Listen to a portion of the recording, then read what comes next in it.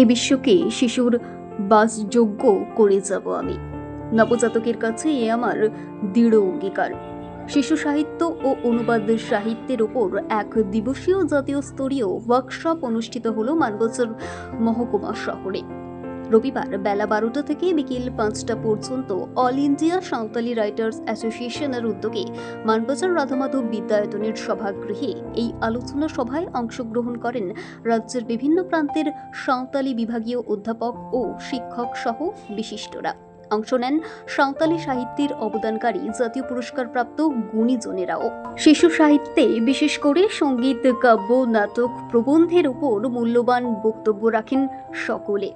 পুষ্পার্ঘ্য অর্পণ করে সম্মান জানানো হয় পণ্ডিত রঘুনাথ মুর্মু, কবি সারদা প্রসাদ কিস্কু সহ বিশিষ্ট গুণীজনদের।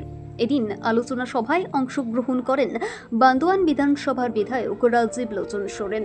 এ বিষয়ে অল ইন্ডিয়া সাঁওতালি রাইটার অ্যাসোসিয়েশনের পশ্চিমবঙ্গ শাখার সভাপতি বাবুলাল টুডু বলেন, সমাজের পক্ষে সাহিত্যের গুরুত্ব কতখানি তা বোঝাতেই আমাদের এই আলোচনা সভার আয়োজন। আজকে যে শিশু ছোট, তার মধ্য দিয়ে যদি সাহিত্যের ভাবনা না গড়ে ওঠে তাহলে সে সমাজের ক্ষেত্রে কোনো অবদান রাখতে পারবে না। এদিন এই আলোচনা সভায় বিভিন্ন সাংস্কৃতিক অনুষ্ঠানে অংশ নেন ক্ষুদিরাও। দেয়া হয় বুক স্টল। উপস্থিত ছিলেন মানবাজার রাধামাধব বিদ্যায়তনের ভারপ্রাপ্ত প্রধান শিক্ষক প্রদীপ কুমার চন্দ্র, সংগঠনের রাজ্য সহ সভাপতি ভাবরাই সোরেন, সংগঠনের জেনারেল সেক্রেটারি দ্বিজপদ হাঁসদা সহ বিশিষ্টরা।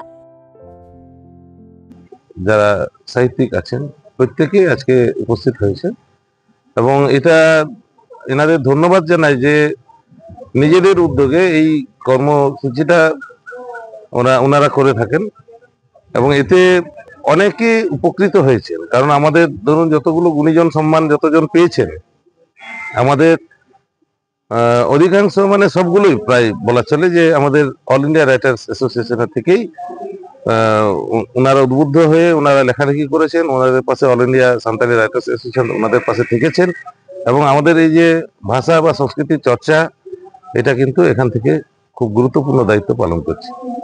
আমি ধন্যবাদ জানাই all India Santali writers association. তো আমরা চাইছি যে সাহিত্যর মাধ্যমে ছোট ছোট যে শিশু আছে, সেই সাহিত্য যে ভাষায় বুঝে বা কথা বলে, সেই সাহিত্যর মধ্যে একটা হচ্ছে সাঁওতালি সাহিত্য।